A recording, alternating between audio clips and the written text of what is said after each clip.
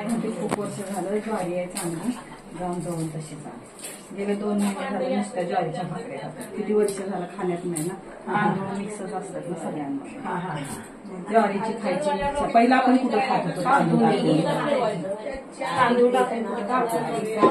नुसतं ज्वारीची असायचं ते चव वाटा नाही होत. मोठ्या माझ्या मावशीला पण आवडतं म्हणून ते आता नुसत्या ज्वारीच्या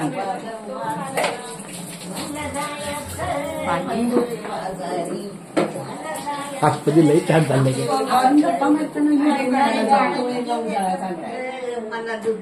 काय देवा. हो नंतर लास्टला एक वेळ हे कशाला रेकॉर्ड करे, ही आपली आठवण आहे यांची. हे लय भारी बाबा. नाही